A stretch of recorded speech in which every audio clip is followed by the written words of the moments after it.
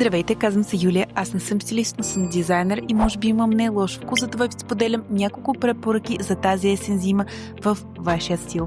И да започнем първо с риза с панделки или връзки, която много добре отива както с дънки, така и с официален панталон. Имам много добри модели в Massimo Dutti, Reserved и Zara. Може да обърнете внимание. Второ, това са дънки Barrel. Те имат доста по-свободен дизайн, обаче са супер актуални тази есен и зима.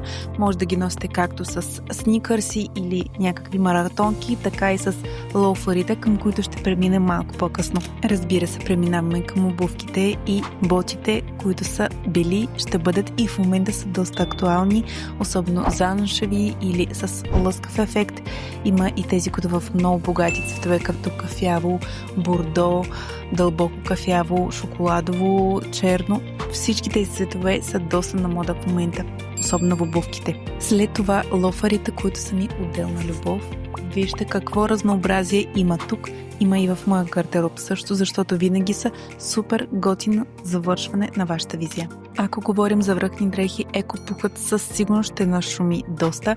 В момента и ние в Радапола шием няколко уникални неща от него, както жилетки с животински принтове. Всичко това ще бъде много стилна визия в твоят гардероб.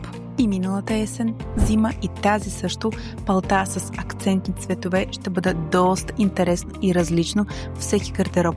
Аз мисля, че и кожени якета, както и, разбира се, вече и саката, са много модерни този сезон. Аз имам няколко от тях и ви оставям няколко варианта, където може да разгледате и да добиете някой от тях. Моят съвет: не купувай много, а избирай умно. Нека нещата да са качествени и лесно съчетаеми между себе си, което е изключително важно. Когато гледате една дреха или визия, вие трябва да може да я облечете 10 пъти с различните ви тоалети в гардероба. Ще се радвам на обратната ви връзка, дали това видео наистина ви е било полезно или не, или имате какво да допълните отдолу в коментарите.